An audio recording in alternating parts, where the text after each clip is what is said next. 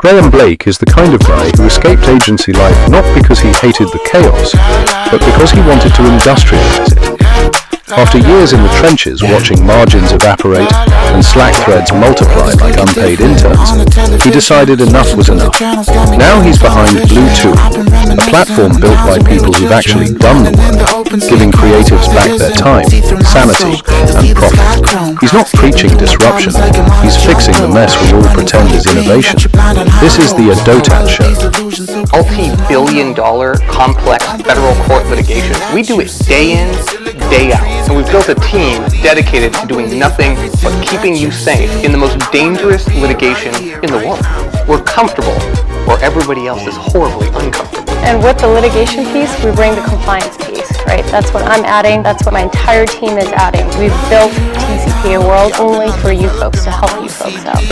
And now, Pesach Lattin, the rabbi of ROAS, the guy who makes Adtech execs squirm and jargon cry for mercy.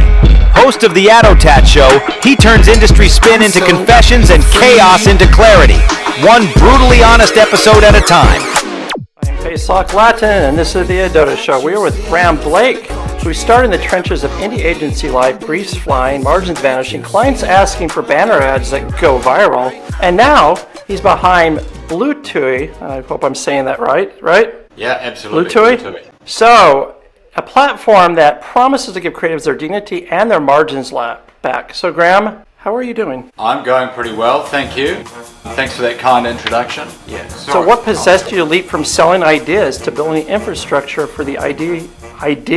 Yeah, well, I'd quite cheekily say clients kind of drove me to want to get out of advertising, but I guess the reality was that we experienced a lot of pain in our own agency, and we figured that we would fix that pain point, which we did successfully, and then canvassed a bunch of agencies around the world, asking them if they had the same chaos in their studios, and they all said yes, and so we figured maybe we were onto something, and so we followed that path. So you don't just serve agencies, your solution was born in one, and you believe agencies are sitting on a gold mine that they're too busy tripping over Slack messages to notice. So what is this unrealized revenue and digital projects that you're talking about?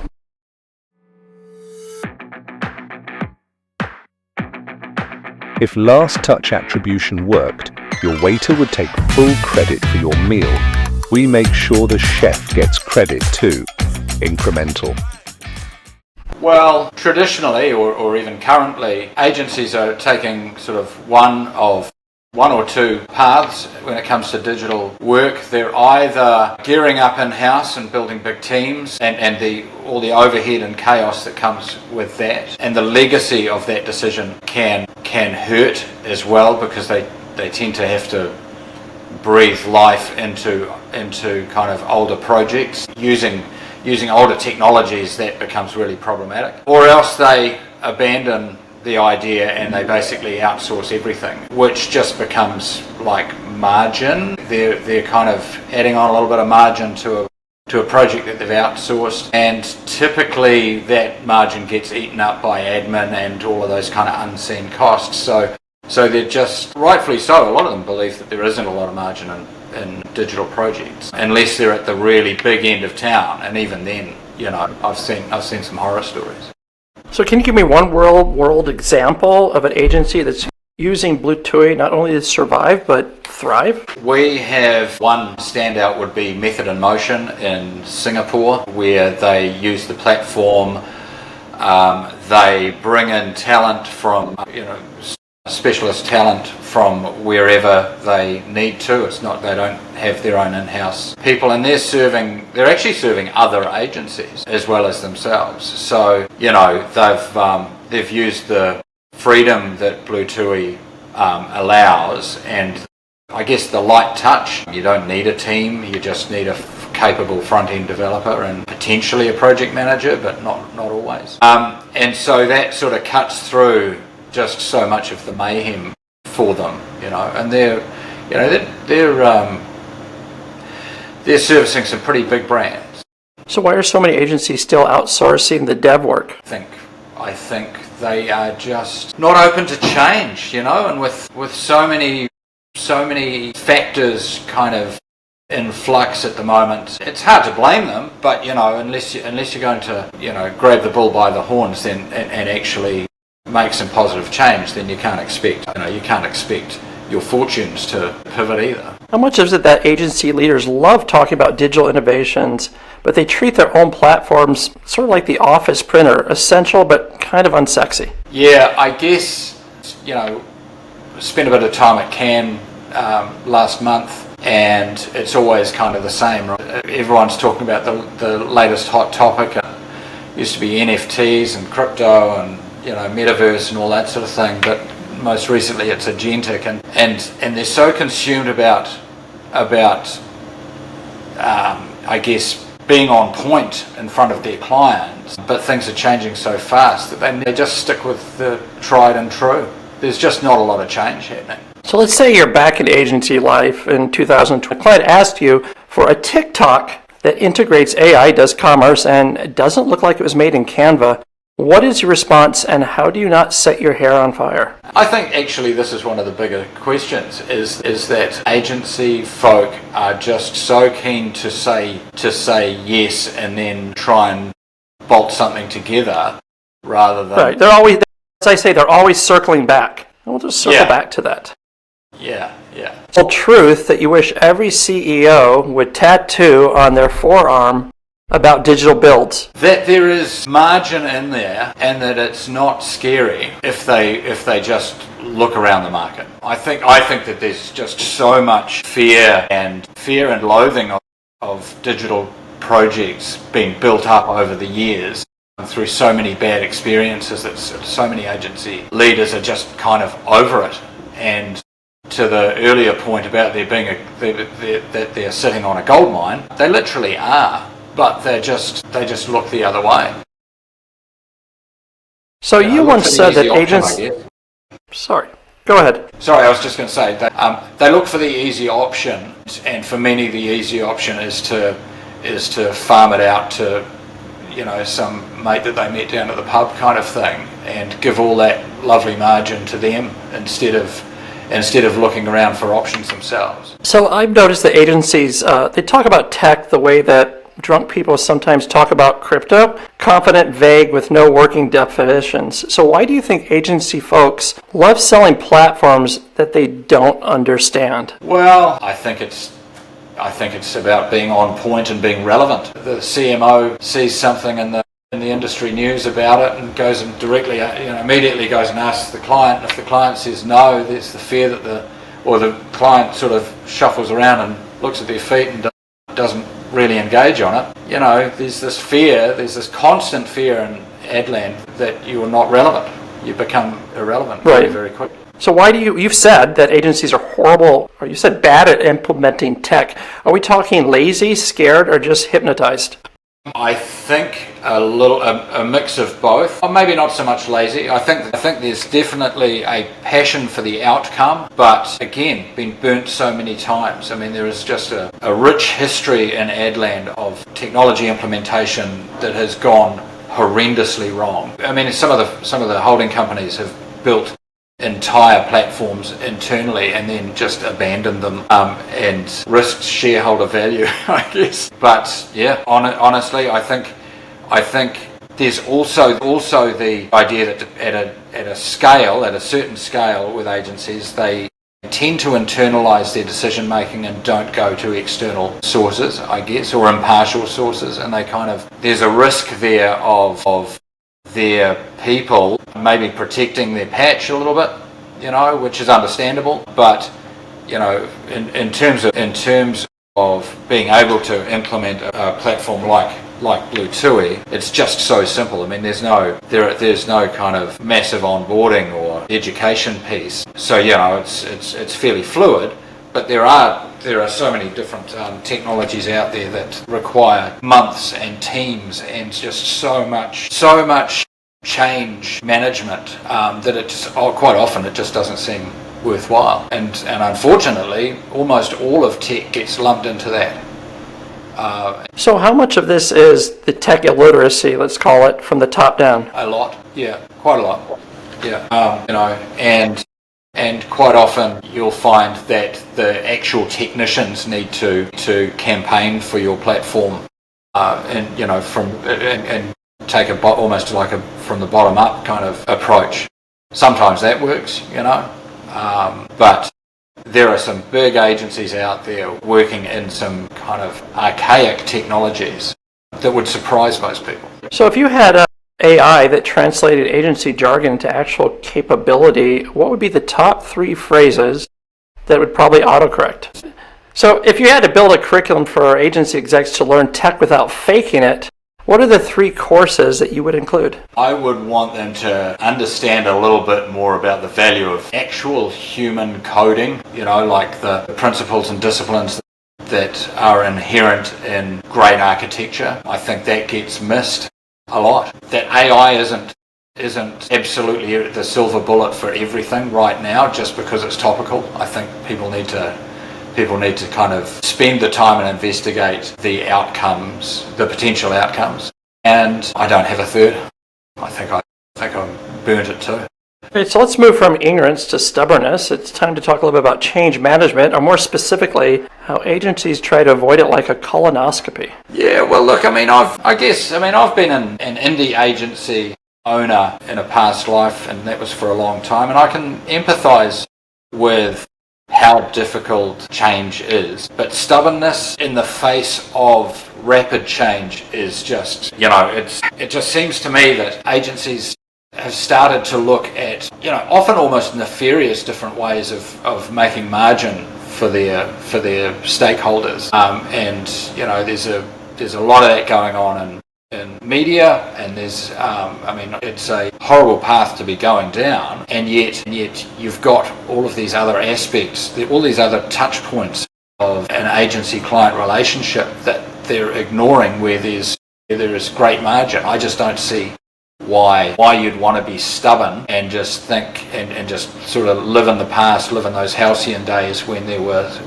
20%, not that this happens anymore, but there's 20% guaranteed margin that you could justify supplying all your creative out of. Those days are just so far gone, and I'm sure there aren't too many stalwarts that are still thinking those thoughts, but the behaviours are still there. In my world, even when it comes down to some of those mainstream legacy tech considerations, agencies are so slow to move, so slow to even pick up the phone and say and engage, because change is hard. It keeps coming back to change is hard. So whether it's stubbornness being wrapped up in change management, I don't know. Do you think that maybe the myth of the creative maverick is killing progress? Like, are we kind of stuck in a Don Draper world when we're actually in a TikTok world? Yeah, totally. This whole fake it till you make it kind of approach to advertising. It works at a level, and it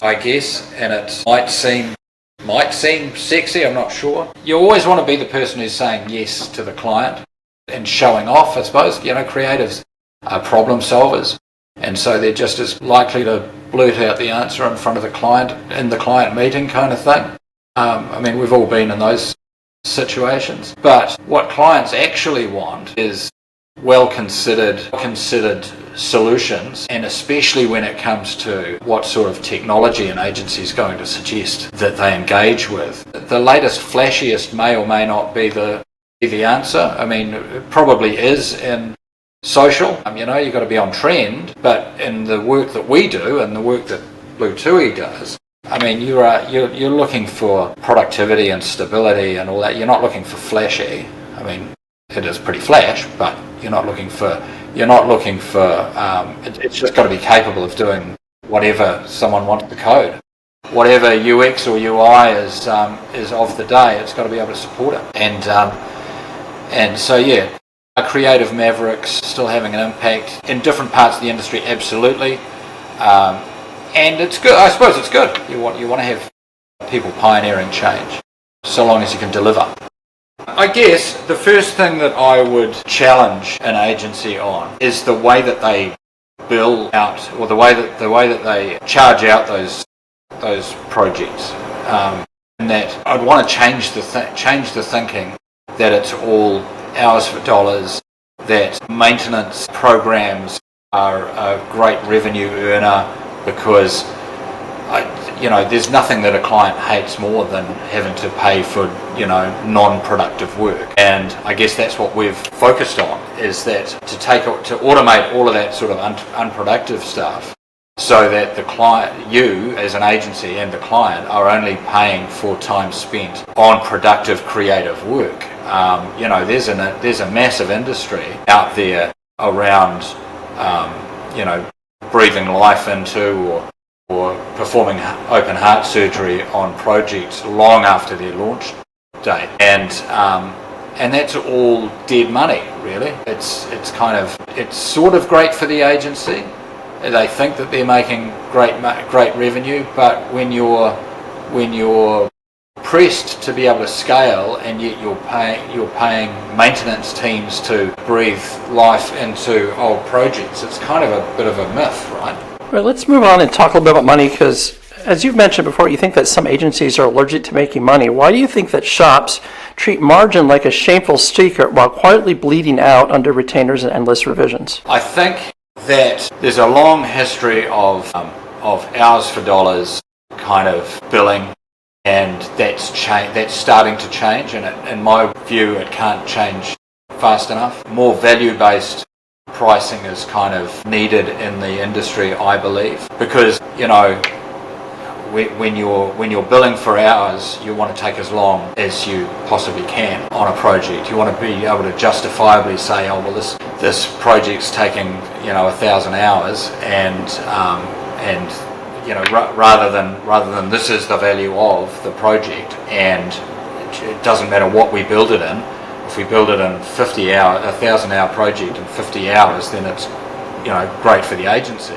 But again, here's another area where agencies are really slow to change. Instead of saying, hey, this project is going to cost X, it's always itemizing the billing down to the last kind of quarter of an hour or 6-minute slot, or however accountants tend to bill for their hours, and nobody's having that value discussion. It all just seems to still be around hours. That's a hard margin discussion to have. Whereas if you literally take best-in-class technology and value your work, then you can make a lot of margin. I think it's just that there isn't any. That it all gets soaked up by admin and unnecessary revisions and project management and all of those they're not external costs, but they're certainly not the core of building out a project. Yeah, I'd say that, yeah. So let's give your brain a little bit of a break, and we're going to wash you up on a metaphorical beach, because we do the Desert Island series. Sorry. So we're going to strap you on that desert island. You get 5 people, no Wi-Fi, no BluTui, and definitely no Slack, which isn't that bad. You've already said that Larry David is coming with you, and I'm going to make you explain yourself. Larry David, just comedic genius, and someone who has reinvented themselves and gone again, and just nothing seems to stand on his right. Yeah, you had the craziest list. You had Larry David, Brian Collins, David Byrne, Chelsea Handler, and Banksy. So who's gathering, who's hunting, and who's creating emotionally charged sand art? I would say the hunter would have to be Chelsea Handler. Having seen her live a couple of times, she's just a force of nature. Sand art's got to be Banksy. And what was the second one?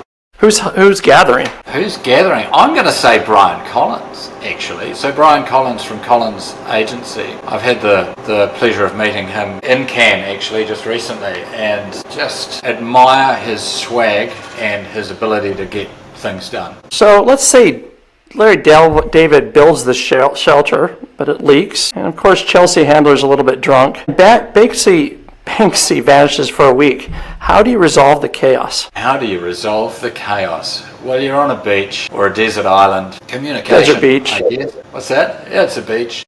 So what do you think the lineup says about your personality, or maybe your tolerance for I guess it's admiring creativity and people with a self-starter entrepreneurial spirit, I guess. That's what that lineup says to me. So if you're allowed to swap one person for an actual ADTech executive, who would you bring, and would you do it just to mess with them? Who would I bring? Okay, who would I bring? I'm going to say Musk. Not that he's necessarily the executive, but just to kind of, I'd just like to meet the guy and have 10 minutes of trying to understand the guy's brain. You find a bottle with one signal inside. It says, return to agency life, but your CMS is WordPress forever. Will you take the deal? I'd stay on the island. I mean, there are enough interesting people there. I'm now starting to wish I'd brought my dev team on the island with me. So you built agencies, brands, platforms, and quite a few PowerPoint decks. So who are you when the pitch stops, the code freezes, and the caffeine wears out? You said that your Yoda is George Tannenbaum, who taught you that getting the message right saves a fortune in media. Can you unpack that, and how did it change your path? Yeah, I think it was just the directness of the idea, I mean, there is just so much waste in the industry that, especially in the media side, but in ad land generally. And I guess we give ourselves a bad name as a result. So what George is talking about there is, if you just get the basics right and you spend a little bit more time on the basics, then it's effective, it's going to deliver better results and all that sort of thing. And that's in a creative and media sense. I kind of take the same idea across into tech and go, well, as an industry, we've kind of given ourselves a bit of a black eye when it comes to delivering digital projects.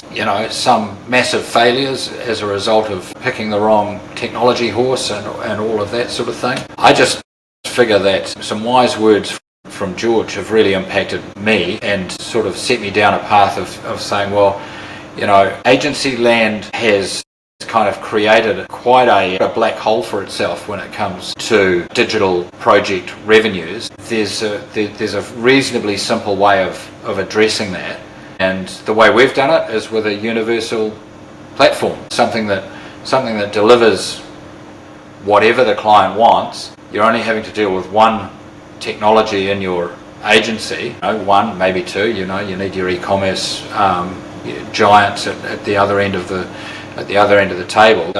For the most part, delivering something to agencies that they can leverage. It's not expensive. They can use a pretty widely, or not freely available, but widely available technology or technologist resource, and just get on with doing what their clients want, which is delivering great experiences online. It's not that hard. It's not that hard when you do the groundwork, Right. So what do you think the biggest professional faceplant in your life was, and what did you learn from that? It's professional. So I've done a little bit of product development in my time, actual physical product development, and one was some wine packaging, as it happens, back in the day. And it was back in the day when single-use plastics wasn't even a consideration. People would be using them all day long. And the face plant was when we realised that, it was just shortly after 9/11, as it happens, we realised that this particular plastic product could be turned into a weapon on an airline. It was the time I sort of went, okay, that's enough. I'm not doing that anymore. What drives you now? Legacy, innovation, or the thrill of proving people wrong? All three, without doubt. I always say spite is an underrated business strategy. Yeah, but there's a genuine desire to see agencies do really well. The way we look at it, their competition in this digital project space isn't their natural competition in the agency space. It's people that are possibly from outside ad land, chewing at their heels, and the threat or the competition is coming from absolutely anywhere. And so we kind of look at that and go, well, then you need to have specialist tools that only agencies can access, and you need to differentiate from all of those providers that are out there using products like And there's nothing wrong with WordPress in and of itself, or Squarespace, or any of those, Drupal, Laravel. There's nothing wrong with them in their silo. But when it comes to an agency tends to be providing project services for such a wide variety of client requirements. They need a technology that they can just develop any project on, regardless of the scope. They don't need to have. I think our record was 11. We came across an agency in Singapore that was servicing 11 technologies with teams to be able to cater for all their client work, and it's just nuts. And that was because there wasn't something out there at that time. That's nuts. Imagine the chaos of being an international agency servicing lots of different regions, lots of different languages, and then pile on top of that they've built up a library of client projects that requires 11 technologies to service and teams to service. I mean, just the admin alone is frightening. And that's the sort of thing that BluTui solves. It's all for agency. We only have one client set, and it's agencies. We're not a generalist, mainstream, come one, come all tech. So I'm going to give you the power to erase one buzzword from the entire industry forever. It will disappear from decks, panels, and LinkedIn. What is your kill shot? I'm going to have to say X. I am sick to death of people just pulling out the whole 10X thing, which has kind of, in my view, it's kind of numbed people to what productivity gains they could be thinking about. It's like wallpaper now. If you had to start over, not a MarTech and not agencies, what would you do with your life? And you can't say consulting. I'd be a chef. You'd be a chef? Yeah, absolutely. What type of food? Are you traditional French cuisine, lots of butter, or a little bit of sushi? Are you like traditional French cuisine with lots of butter, or are you into raw fish? More the raw fish, more the sort of Asian fusion sort of stuff. There's a lot of good fish down there, right? Yeah, absolutely. Everything's fresh. So last of all, when the story of your life is written, what would you like it to say? That I managed to change things for agency operators. That I managed to change fortunes. Because I think it's possible. I really do. And now we have the hardest part, is where we force everyone to dance. Yeah, that's right. I didn't know that. So what do you need? Me dancing. You just can't do like the Donald Trump thing. That's what we tell people. And that's the end of this episode. Graeme Blake reminded us that agencies aren't broken, they're just buried under their own bad habits. He showed us that the gold isn't gone, it's just hiding under admin layers, endless revisions and fear of change. Real innovation isn't another buzzword or AI webinar, it's doing the work smarter, faster and with purpose. Big thanks to our sponsors Troutman Armin LLP and Incremental, who help make conversations like this possible. I'm Pesach Lattin. Stay bold, stay curious, and know more than you did yesterday.